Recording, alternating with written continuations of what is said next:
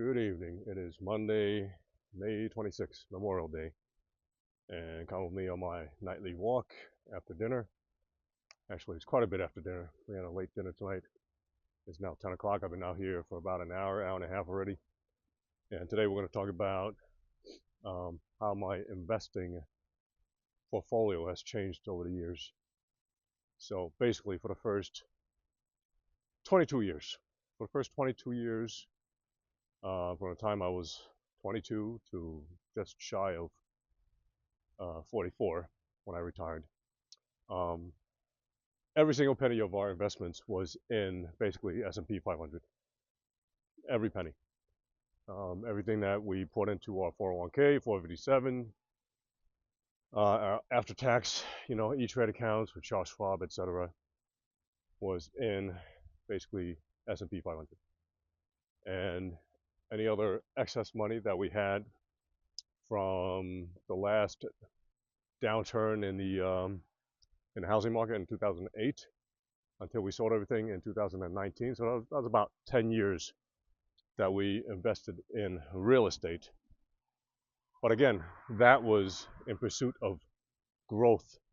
So for the first 22 years, until I retired at the age of 43, just shy of 44, all our excess money went to growth stocks or rental real estate.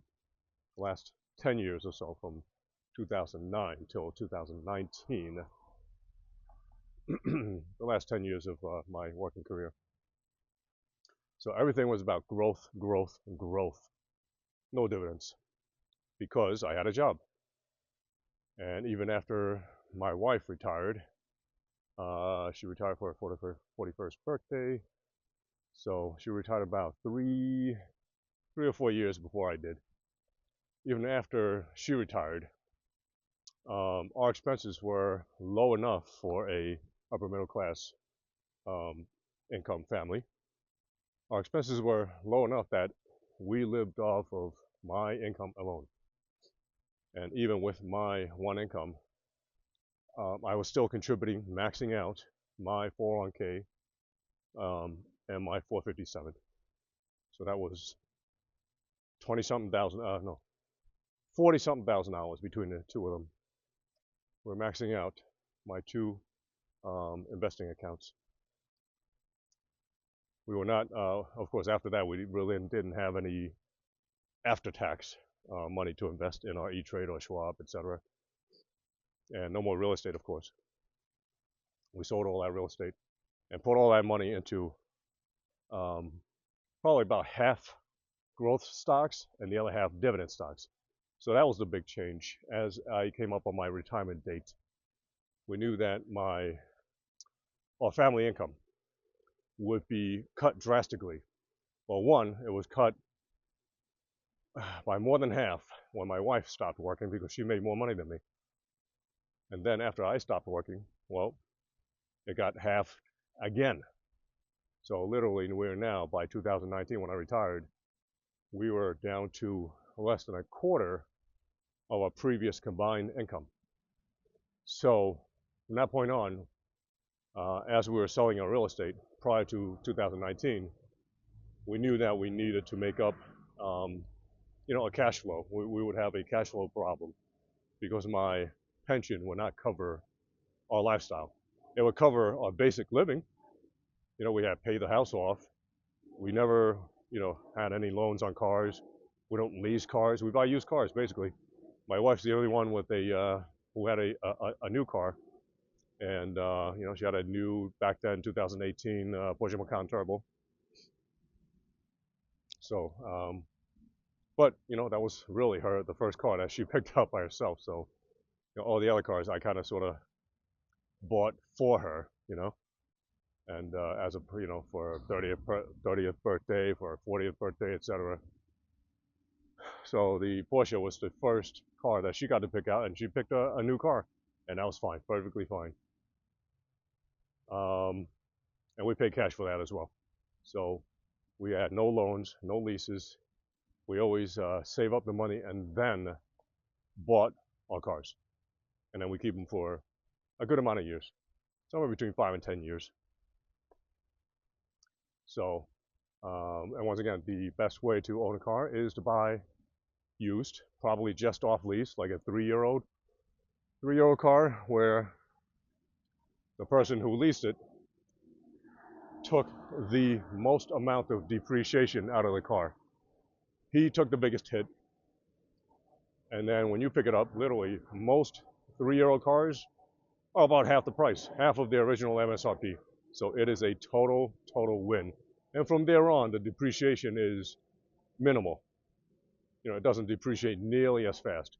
The first year, second year, third year, yeah, they go down really fast. So you don't want to take that initial 3-year hit.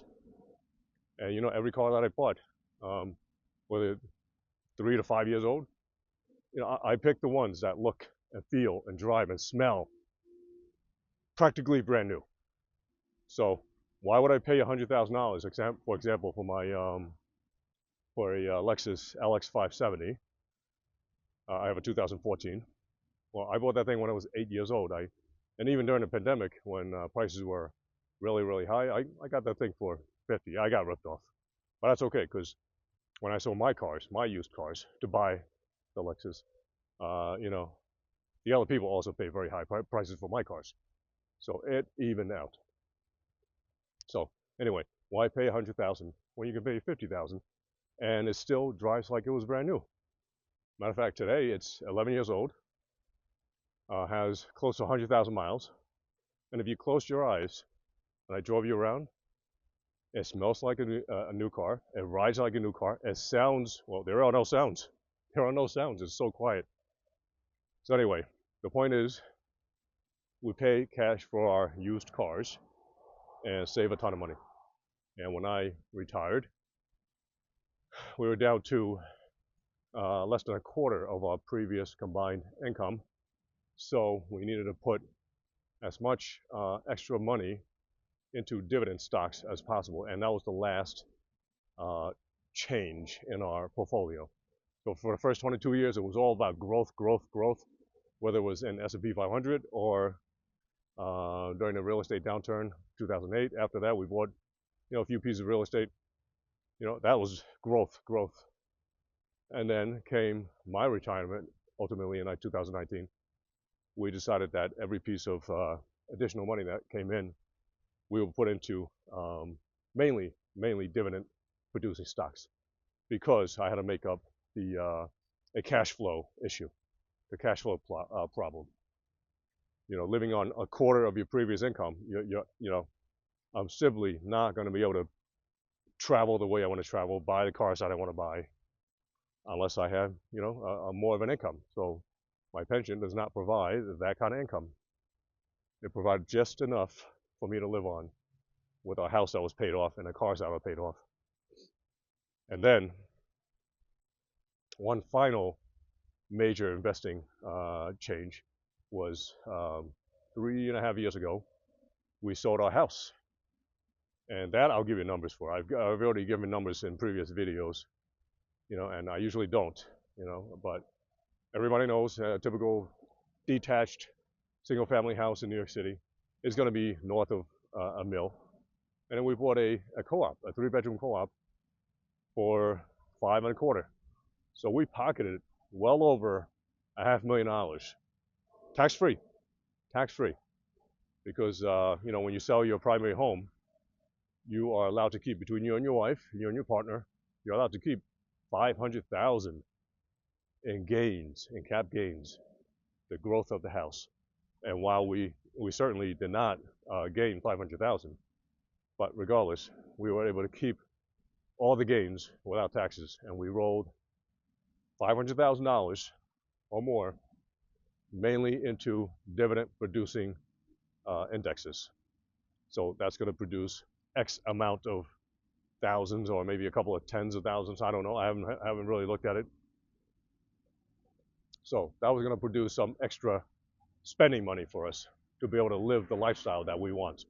So my pension pays for my basic living, right? And maybe to keep a couple of used cars. And then my dividend and my 1 to 2 day a week job pays for all our traveling and our extra cars. So that's the difference through the years in how we invested. And as I always say, personal finance is personal. Everybody's situation is different. So as my situation changed throughout my working career and post-retirement, my investing also changed just a little bit, not much. I mean, most of our money is still probably, let me see, I would say three-quarters at least three-quarters of our money is still in S&P 500 stocks and indexes, and maybe around 20%, maybe 25% are in dividend-producing indexes and stocks. So, if you're looking to, if you're asking yourself, oh, what should I invest in? Well, it depends. It depends on your whole situation. If you're young, you got a steady job, you should be heavily invested in growth. Let your stocks grow, let your portfolio grow for decades until you're ready to retire. And then, like me, I had to figure out how much money I was going to live on, and my pension wasn't going to allow me to live any sort of a lavish lifestyle or travel anytime I wanted to. So I needed to change a little bit my investing and change my some of my portfolio to dividend producing stocks so that I could get the cash flow and I could get the income necessary for me to travel anytime I want to and basically buy any car I want to. So that's it. This is Monday, Memorial Day, May 26, 2025. Have a good night.